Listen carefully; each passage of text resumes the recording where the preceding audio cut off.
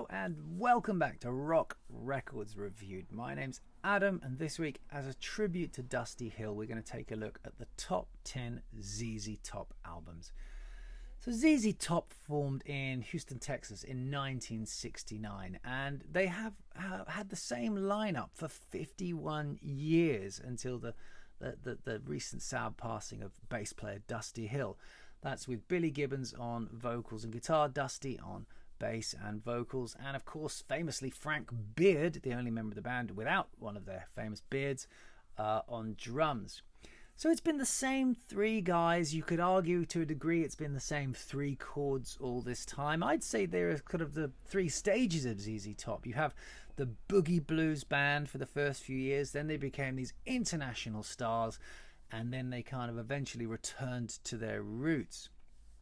At the peak of their fame, with the long beards and the crazy videos, they came to be one of the bands that really defined the MTV age in the 80s. But really at heart, they're just good old red-blooded boys from Texas, and they just want to play guitar, drink beer, and chase pretty women's. Who doesn't? Anyway, look, let's get into it. At number 10, I'm going to put their ninth album from 1985, Afterburner. Like all their albums to this point, produced by long-term collaborator Bill Ham, this is really the sound of ZZ Top cementing their newfound status as superstars, with more of the same from that they put on Eliminator.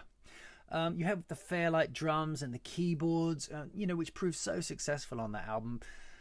And, you can't blame the band for trying to maintain that level of success. And it was very, very successful. It was their first US #1 album, and they had their first US mainstream rock single with Sleeping Bag. So you have to give them some credit. And the songs on here, they're not bad at all. You've got Rough Boy, Velcro Fly. For the old timers, you've got Woke Up. But I think I've always found this album a little bit cynical. I don't know why. I mean, like I say, you can't blame them for doing what they did. And frankly, it could have been and did get much, much worse in the 90s and beyond. But I think stylistically, I was kind of bored of this style almost by the end of side 2 of Eliminator. But as I said, #1 album, #1 single. So what do I know? Clearly nothing. And number 9, from 1975, I'm going to put their 5th album, Texas. Now, by this point in the 70s, this album's from 1976, the studio techniques were changing, kind of rapidly. And Billy Gibbons has called this one of the band's real transitional albums. It was panned when it came out, but you can hear the band trying new things. And some people didn't think this album was bluesy or rocky enough. It starts with It's Only Love, which is definitely less heavy than we'd come to expect. And, the guitars are less distorted. And it is almost like the band's going for a kind of more of a mainstream sound on this record. And there's definitely a country twang to some of the songs here, which is no bad thing at all. But, soon they are blues rocking again with songs like Arrested for Driving While Blind. But even a song like She's a Heartbreaker has a violin on it. These are things we hadn't heard on ZZ Top albums before. And again, and this is kind of the start of ZZ Top putting some really unusual things on their records, which they did for a while after this. So you've got stuff on here like El Diablo, which is, definitely a new sound for the band with its kind of clean, chorusy guitars. I think generally, though, the songwriting is a little bit weaker than we'd come to expect by this point, and the band sound to me like they're going more for grooves on this album than songs. And there is some great drumming on this record, no doubt, and some quirky arrangements. But it's like I say, it's the sounds rather than the songs on this album, and it ends with the very, very un-ZZ Top Asleep in the Desert, which is lovely. But like I say, it's odd. So it's got something of an oddity in the ZZ Top catalogue. This one, I think. Now at number 8, controversy starts. New ZZ Top fans are going to hate me for this, but I'm going to put their 4th album from 1975, Fandango. And I know a lot of big ZZ Top fans love this one. It's a half live, half studio album. And I have to be honest, I'm not such a big fan of it. For me, it's half a record. The live stuff is just a bit ragged, and it sounds pretty stodgy to me. The backdoor medley is noisy and it's grungy. and it includes a very unnecessary version of Jailhouse Rock. Having said that, on the other side, the new stuff is great. It is home to Tush, which I think is Dusty's greatest ZZ Top song, and the band's first song to get into the top 40. It got to number 20, I think, on the Billboard chart. And Dusty also sings on the Furious Heard It on the X. And so the new stuff like Tush is really, really good. And I love the sparseness of Blue Jean Blues. I think one of the reasons this album suffered is because there have been a lot of CD remixes of it over the years, and there's been some controversy about those because the CD remixes did change the vibe of the record a little bit, and I'm not sure whether that's helped or hindered the album's legacy. Anyway, it's still got into the top 10 in the USA. And number 7, I'm going to put from 1981, their 7th album, El Loco. This is a funny old record. It's the first time the band didn't record together in the studio, which is a very odd thing for a band like ZZ Top to do. So they were all separated, and there were a lot more overdubs on this record. Also, Billy Gibbons, who is a much, much more interesting and metropolitan kind of cosmopolitan, what's the word I'm looking for? Someone tell me. Songwriter than you might think. He was being heavily influenced by bands like Devo at this time, of all people. And so this album does feature some very, very heavy synth on here, and not least listening to songs like Groovy Little Hippie Pad, which is an odd song to say the least. But like I said, by this point they were doing that kind of thing on these records. They were experimenting with the stuff they found around them. And you've got other songs like Layla and It's So Hard, alongside real traditional bluesy tracks like Don't Tease Me and the tuneless and not very subtle Pearl Necklace. And I see this record very much as the start of that second phase of ZZ Top, where the introduction of the synths and drum machines and things like that, they do of course reach their liftoff with Eliminator. And number 6, I'm going to put from 2012, their 15th and final, we can presume, album, La Futura. I'm so glad if this is their final album as ZZ Top, they went out on a high, because this is, for me, this is really the sound of a band falling in love with itself again. Billy Gibbons has said that when they made this record, they really properly wanted to reconnect with their roots, but they wanted to keep modern recording techniques, and that's exactly what's happened here. This is a pure blues rock album. But it does sound fantastic. They've taken all the best elements of modern recording techniques and incorporated them onto this album. Gots to Gets Paid is an absolute ZZ Top classic, and the sound is pure Top. There's no frills, there's no BS, and it's like the band has decided they're going to grow old and age ungracefully.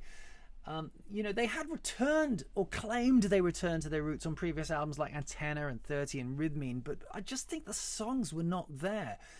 And this time they are, and it's a real glorious noise that they make together, and you can hum along to these songs as well. One track, interestingly enough, Flying High, was premiered in space when NASA astronaut Mike Fossum played it for the first time from the space station. So this is a real celebration of ZZ Top, and I think it's a lovely way to bow out. And the public agreed and got to number 5 on the Billboard charts. So the top 5, and in the 5th place, I'm going to put their first album, their debut from 1971, which they called ZZ Top's first album. They signed to London Records, and they were recording with Bill Ham, who went on to produce many, many, many of their subsequent records in a row. But they were recording from a fairly primitive recording studio in Texas. And, the recording here is dry and it is basic. And it's basically a document of what their live show was at the time.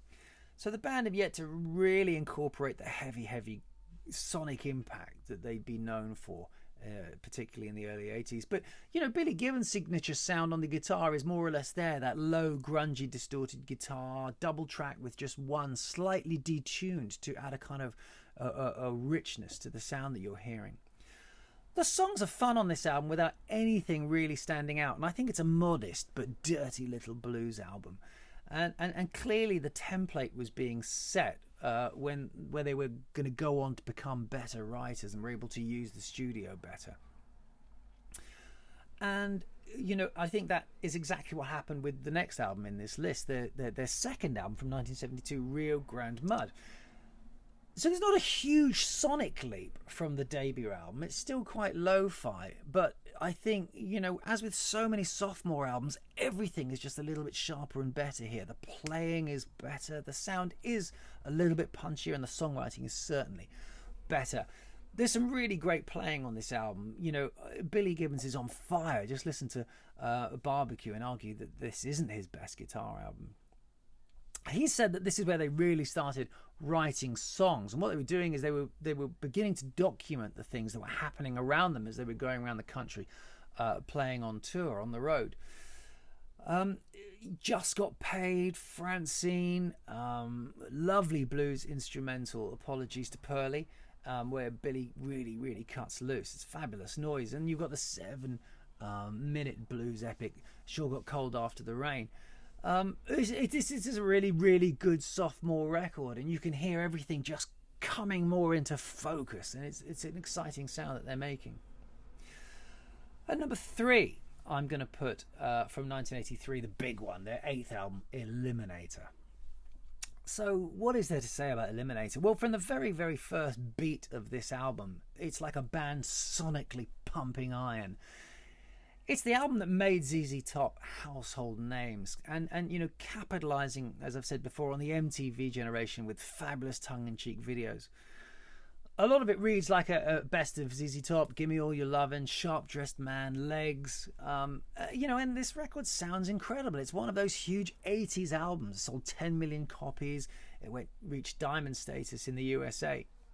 I think the genesis of this album started on El Loco with a guy called Lyndon Hudson. And Lyndon Hudson was a synth guy who came in and really influenced Billy Gibbons. Billy Gibbons was getting into Depeche Mode and OMD at this point. He was really interested in those kind of new sounds. And he worked with Hudson on tracks for this album away from Frank Beard and Dusty Hill. Eventually, when those guys came back in to continue working on the songs, Hudson was pushed out, and the band carried on working on the tracks, but he did successfully sue the band for $600,000, claiming to have had a more than significant input into the writing of these songs. Either way, it's a monster of a record, and you could argue it doesn't have any of the variety or depth of some of the previous albums, but it just does have an undeniable visceral power as a listening experience.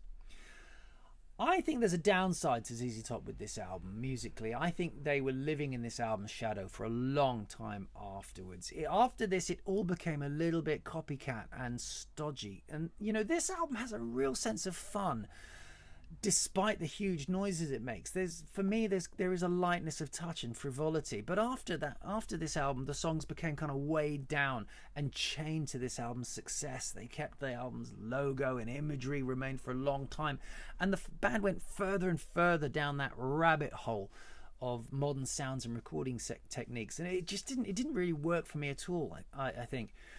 I think it took a long time for the band to get out of this album's shadow, and actually the album itself for me does kind of run out of steam a little bit by the end of side 2. Still number 9 in the USA, number 3 in the UK, with singles charting all over the place. 398 on Rolling Stone's greatest albums of all time, and 39 in the greatest albums of the 80s. But the top 2 here, at number 2, I'm going to put their 6th album from 1979, Deguello. The band had just released the best of prior to this album coming out, and that helped fill a kind of 2.5 year hiatus. And in that time, the boys had been expanding their musical horizons and absorbing new influences like punk and new wave, and very subtly incorporating them into their music. It is very subtle, but you can hear it if you know what's going on behind the scenes.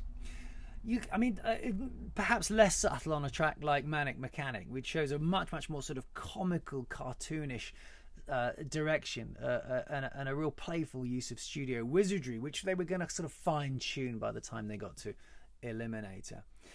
Cheap sunglasses, of course, fantastic cheap sunglasses, which has its weird sort of octaving breakdown in the middle. But, you know, despite these influences and the studio trickery, I think this is still no messing about with genres. I think this is very much a blues rock album. And it's got a real classic ZZ Top mix of rockers and ballads on here with the odd twist. Here we go. Lots of highlights here. Like you've got I Thank You and I'm Bad, I'm Nationwide. S to the One. I feel this album is kind of more song-based rather than groove or blues-based, which is a very, very easy trap to fall into when you are a blues band or a blues rock band. Trust me, I've been there. Got to number 24 in the US charts. But my number one ZZ Top album, and I'm sure many ZZ Top fans will agree with me on this one, is their third album from 1973, Tres Hombres. And the crucial element here is a guy called Terry Manning, who came in as engineer, and he encouraged the band to move to a more sophisticated recording studio in Memphis. And the sound is immediately better. And by their own admission, this was the big turning point for the band. You know, not least because it has a song like La Grange on it, which is the archetypal ZZ Top song. It's fantastic, you know, where you take your influences and the music you're passionate about, and you write something original, and then you just play the living ship out of it. You know, this is a band, you know, really about to sort of break on the crest of its creative and playing and artistic peak, and you know, it where it really just all comes together. You've also got Jesus Just Left Chicago, Waiting for the Bus, Hot Blue and Righteous. The sound is even tighter than before, the playing is tighter, the overall sound is much tougher. And by now on this third album, the band really is writing songs, not just blues variations. Listen to a song like Moving On Down the Line. But having said that, the reception for this album was lukewarm when it came out, but I think it's since been reassessed as the ZZ Top classic album. Got to 501 in Colin Larkin's Top 1000 Albums of All Time, 498 on Rolling Stone's 500 Best Albums of All Time, so it just got in there under the wire. And even La Grange was even a Billboard Top 50 hit. Album was number 8 in the USA. And I think by this point, you know, it's clear that ZZ Top were not just, you know, a flash in the pan. They were a band that was going to stick around and here to stay, because you know, songs like La Grange now were very quickly becoming staples on American rock radio. So that is my top 10 ZZ Top albums. I would say the top 3 here are probably the essentials to go and look for if you are new to the band. What happened after this 10? Well, as I've said, it became stodgy. I can't think of any other word for it, really. You know, Antenna, Rhythmine, Recycler, Triple X, Mescalero. I'm not saying there isn't some nice stuff on some of those albums. There is, but I think as the real sort of touchlight of inspiration, you won't find on those records. None of those records did anything to enrich the ZZ Top legacy, which I think was absolutely fully formed by the time they had reached Eliminator, if not before. No, I think Eliminator has to be in there. Of course it does. But anyway, look, that is my top 10 ZZ Top albums as a little tribute to Dusty Hill. I hope you enjoyed it. Before I go, I have to say we've just had the awful news about Charlie Watts, which is just so sad for so many reasons, and I'm going to think about how we can mark Charlie's passing in a show very soon. But look, that's it for me for now. I hope you've enjoyed today's show. I'll see you again very soon for another Rock Records review. Thanks a lot. Bye bye.